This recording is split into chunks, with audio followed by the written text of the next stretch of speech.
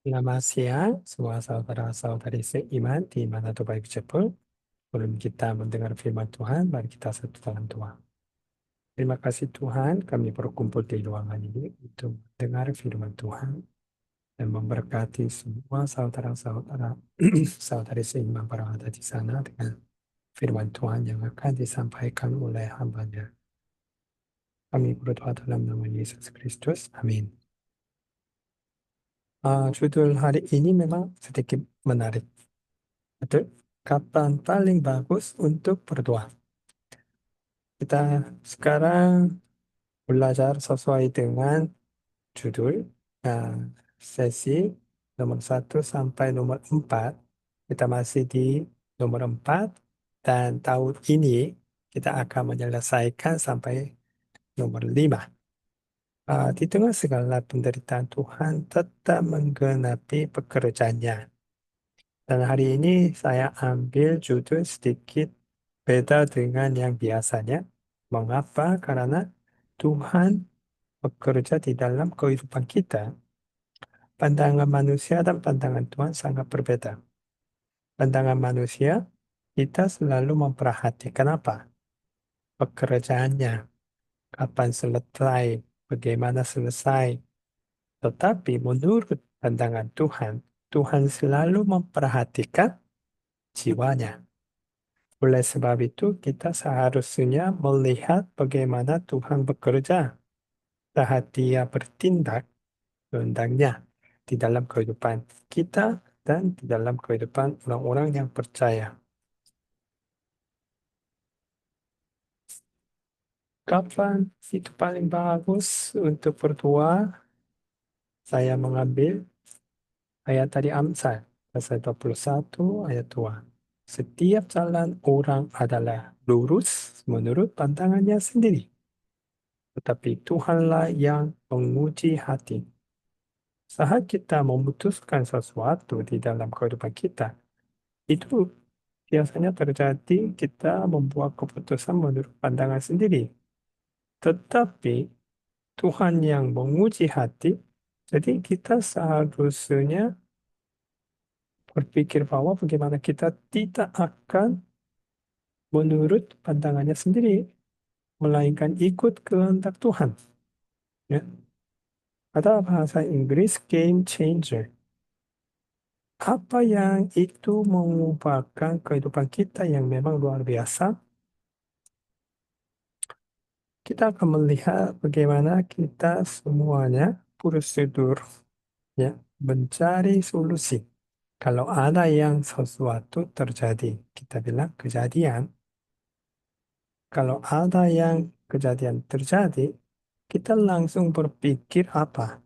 Oh, bagaimana kita bisa menyelesaikan masalah ini, kesulitannya ini. Jadi, menurut pengetahuan dan pengalaman dan pandangan kita mencari ide A, B, C. Betul? Dan setelah itu kita melaksanakan sesuai dengan susunan ide yang paling bagus. Yang pertama, A. Tapi kalau tidak terjadi, dan kita mau lakukan B. Betul? Jadi kalau ini tidak terjadi, dan kita pindah ke ide C. Ini sepertinya manusia melakukan seperti orang-orang yang biasa. Dan semua yang tidak terjadi dan yang berikut itu apa? Semuanya jalannya tertutup. Dan mukanya kita seperti ini. Aduh, bagaimana? Ya. Dan kita bisa melihat prosedur ini dalam alur ini. Biasanya kapan saudara-saudari memulai berdoa? Ya. Kita sudah melihat prosedurnya. Dan saya bilang nomor 1, sebelum ada yang sesuatu kejadian terjadi, apakah kalian memulai berdoa? Ini nomor 1. Dan nomor 2, setelah kejadiannya terjadi, jadi sebelum kalian membuat semua rencana, kalian mulai berdoa. Ini nomor dua. Dan nomor tiga, semua idenya ya tak ada sebelum kalian melaksanakan itu baru dua. Nomor empat, semua itu rencana kalian gagal. Ya, jadi kalian sekarang memang desperate. Ya, sungguh-sungguh perlu bantuan Tuhan. Atau semuanya yang sudah terjadi, jalannya semua tutup dan berdoa. Jadi nomor apa yang kalian biasanya berdoa? Jujur, Jo, jujur. Saya jujur menilai dirinya sendiri. Waktu saya masih muda, mungkin sebelum ya operasi kanker, mungkin biasanya nomor 4 dan nomor 5. Mengapa saya seharusnya jujur? Eh, Istri Ibu Christine dia selalu tahu. Ya, itu kadang-kadang saya berdoa nomor satu, eh, jarang. Nah, biasanya nomor 4 dan nomor 5. Dan bagaimana kalian? Dan kita bisa melihat ya dengan gambaran ini itu lebih dalam. Nomor satu, sebelum segala sesuatu dimulai, yaitu orang yang selalu berdoa. Kalau ada yang seseorang yang mempunyai sikap selalu yang berdoa, biasanya dia berdoa sebelum yang kejadiannya terjadi. Jadi nomor dua, sekarang ini ketika suatu masalah yang muncul dan langsung berdoa. Ya, kalau ada yang sesuatu yang terjadi, dia langsung berdoa minta hikmat kepada Tuhan sebelum membuat rencana sendiri.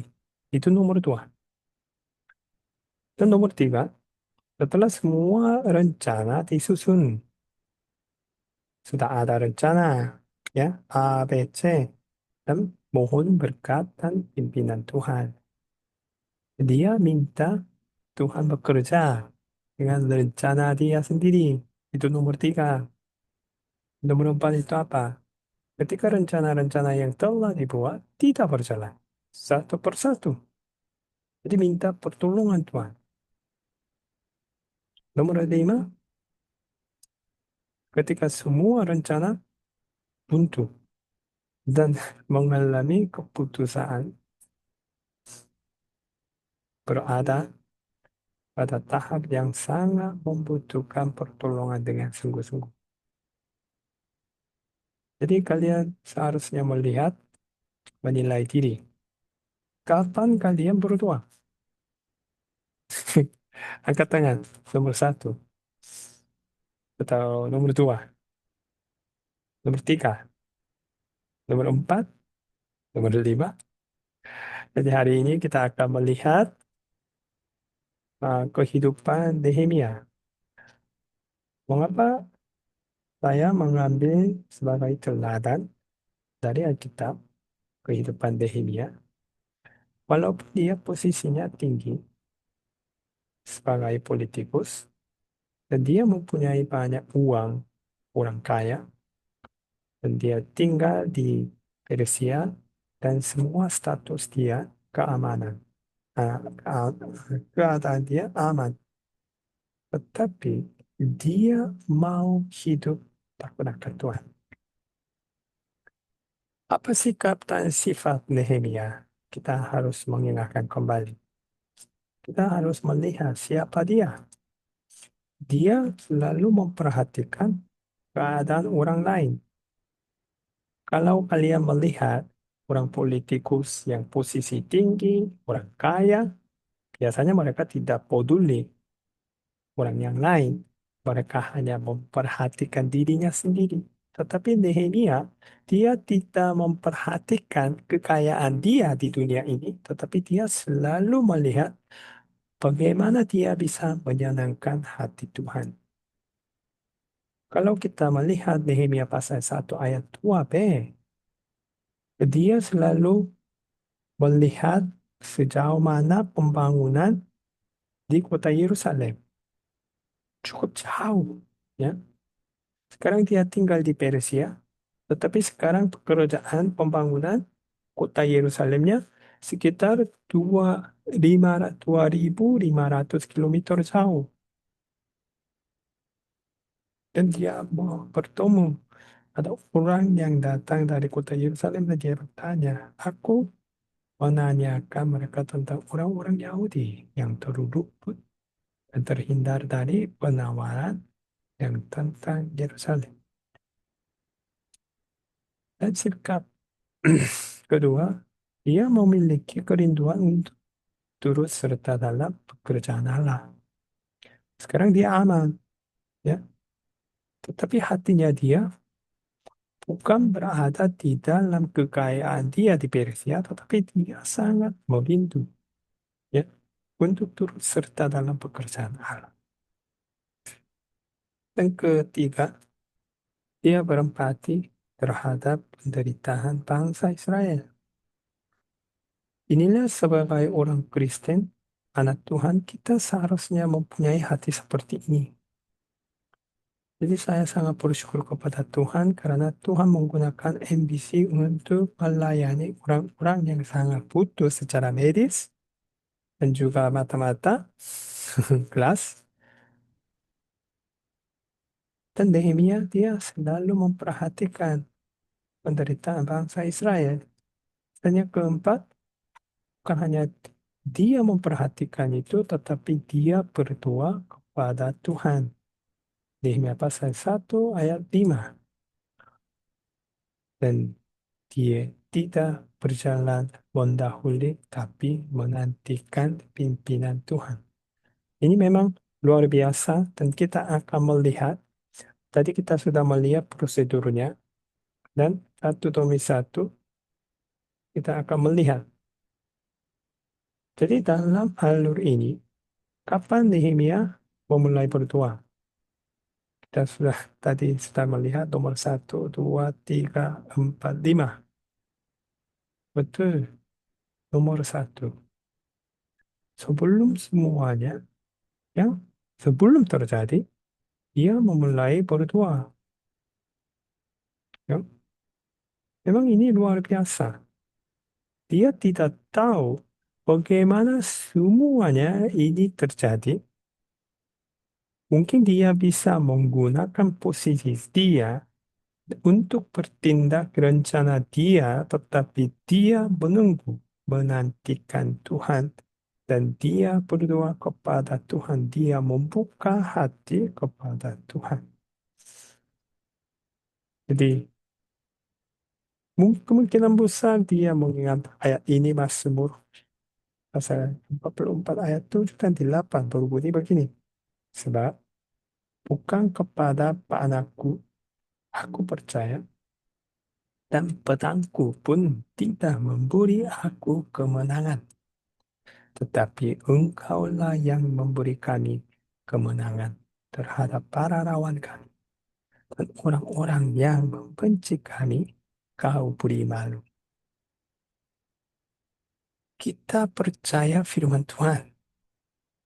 Karena firman Tuhan hanya berkuasa di dalam kehidupan kita. Nehemia, dia percaya kepada Tuhan sama seperti ayat-ayat ini. Dia tidak percaya kekayaan dia, posisi dia.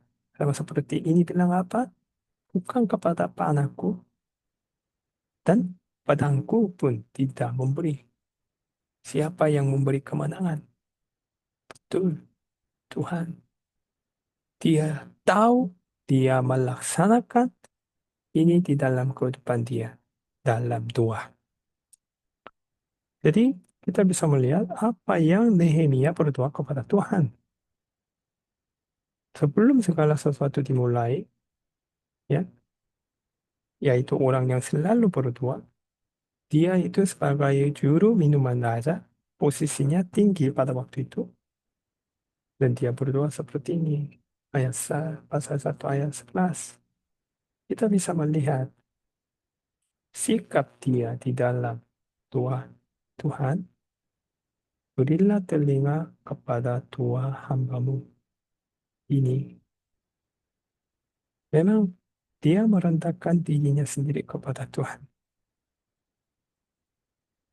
Dan doa hamba-hambamu yang rela takut akan namamu.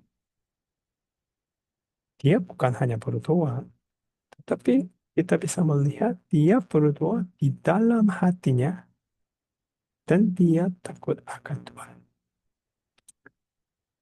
Dan biarlah hambamu berhasil hari ini dan mendapat belas kasihan dari orang ini. Ketika itu aku ini juru minuman rasa. Dia tidak percaya dirinya sendiri dengan posisi dia, tetapi dia serahkan segala sesuatu kepada siapa? Kepada Tuhan dalam doa. Dia memulai berdoa sebelum semuanya terjadi, nomor satu. Jadi kita bisa melihat nomor satu, dua, tiga, empat, lima. Bagian dulu selalu memulai berdoa nomor empat. Nomor berapa? Nomor empat. Kalian nomor berapa? Saya kurang tahu. Nehemia, dia berdoa dari awal. Nomor satu, dia membuka jalan yang baru, maka Tuhan bisa bekerja di dalam kehidupan dia. Ya. Jadi ini seharusnya terjadi di dalam kehidupan kita. Saya sekarang selalu berusaha, ya, karena menurut keinginan daging saya lebih enak kalau ada yang sesuatu terjadi tanpa doa. Saya mau melaksanakan apa yang saya tahu. Menurut pandangannya saya, tapi bagaimana? Lalu ada masalah yang semakin besar. Nehemia, dia berdoa, itu artinya apa? Dia mengundang Tuhan di dalam semua situasi. Itu artinya percaya. Dia percaya dan dia menantikan Tuhan dalam doa. Jadi berhenti sebentar dan kalian bisa membaca Nehemia pasal 2 ayat 1 sampai ayat 10. Saya tidak akan menjelaskan semua percakapan antara Raja dan Nehemia, tetapi satu demi satu kita bisa menilai. Yang pertama, setelah dia berdoa nomor satu, Raja bertanya kepada Nehemia, mengapa mukamu muram? Walaupun engkau tidak sakit, engkau tentu sedih hati. Jadi memang ini bahaya karena tugas itu Nehemia dia seharusnya menyenangkan hatinya raja. Jadi dia, lalu aku menjadi sangat takut. Ini Nehemia. Bagaimana ini yang ini? Tetapi kalau ada seorang yang selalu berdoa, dia itu lebih apa? Berani. Jadi dia membuka hati kepada siapa? Kepada raja.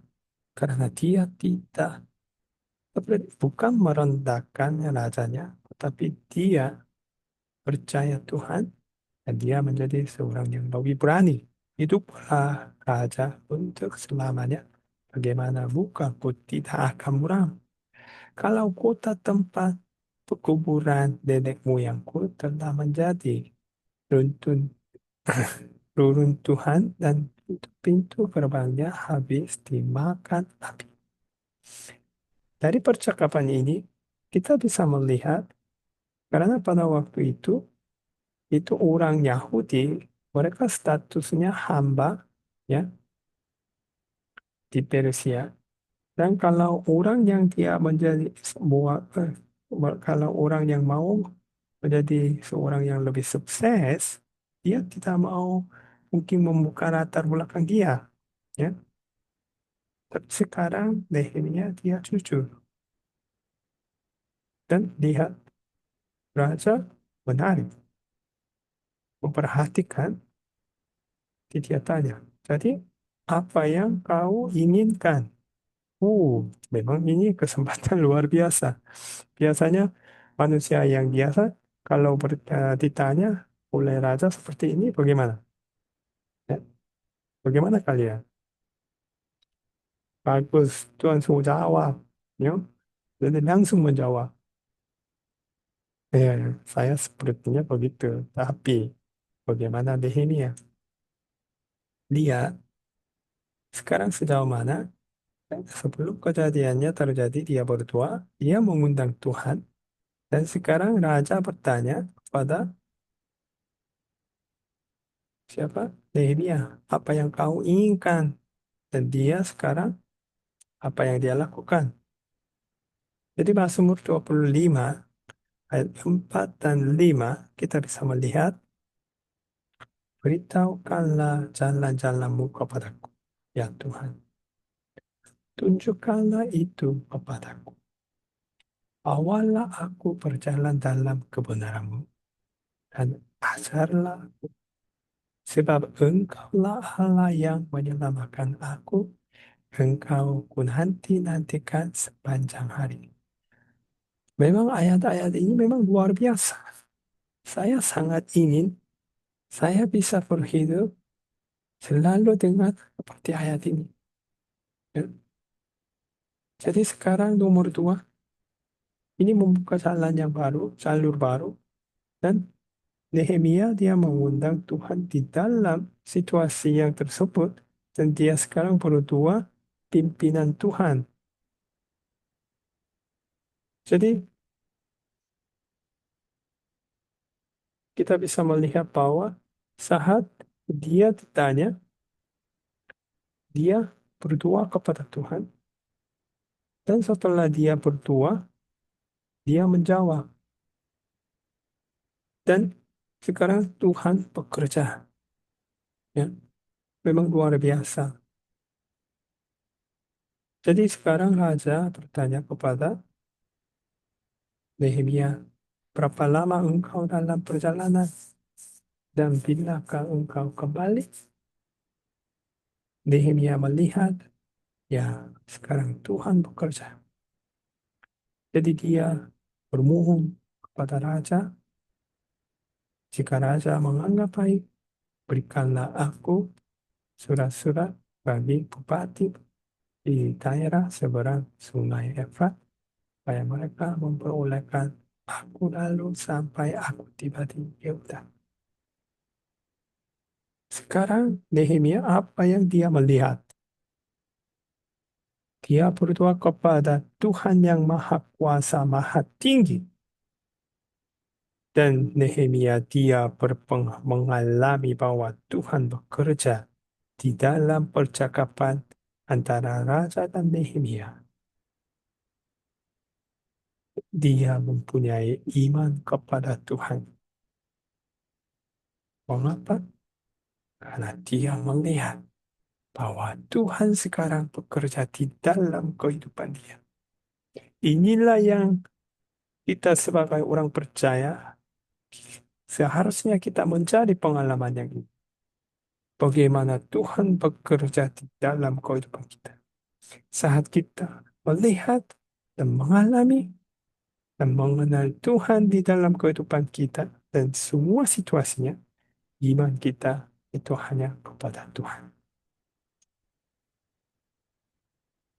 Dan dia minta surat bagi bupati di daerah seberang Sungai Efrat, dan pula sepucuk surat bagi Aspa, pengawas taman raja untuk kayu.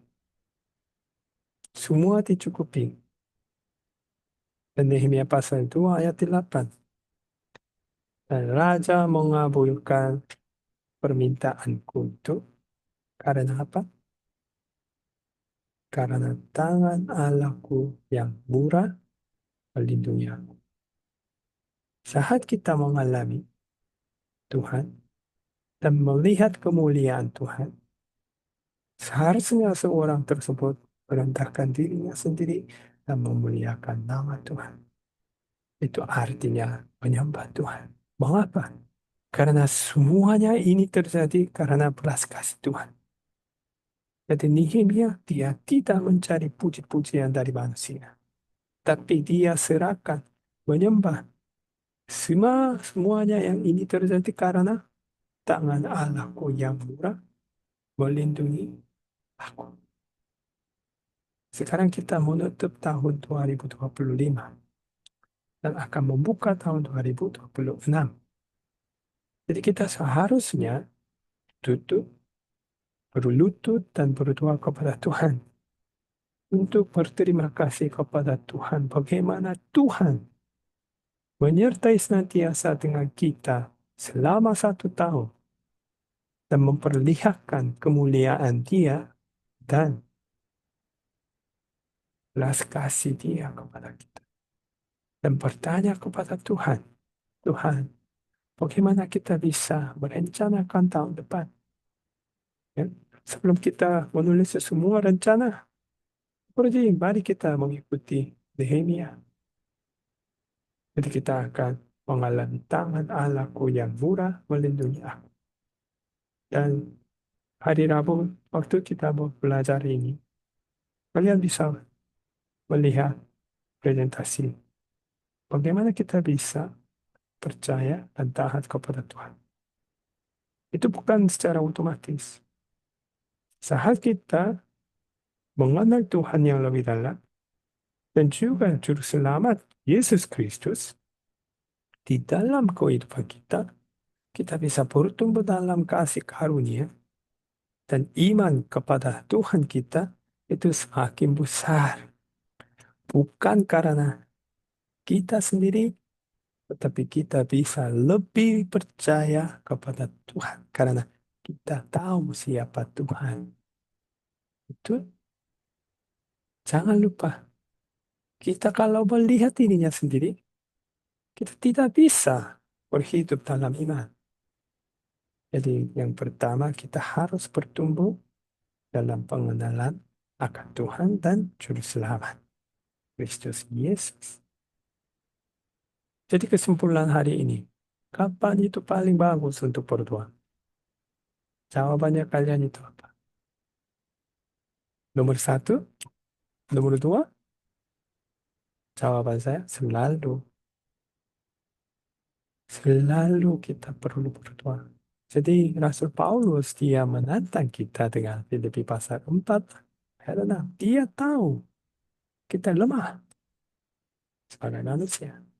Janganlah hendaknya kamu khawatir tentang apapun juga. Tetapi apa? Nyatakanlah dalam segala hal keinginanmu kepada Allah dalam doa dan permohonan dengan ucapan syukur. Karena Dia akan menyelesaikan semuanya. Oleh sebab itu, kita sebagai orang percaya, kita melakukan apa? Saat kita berdoa, apa yang berikut? Nantikanlah Tuhan. Dan kuatkanlah dan teguhkanlah hatimu. Karena kita nantikanlah Tuhan. Ada waktunya.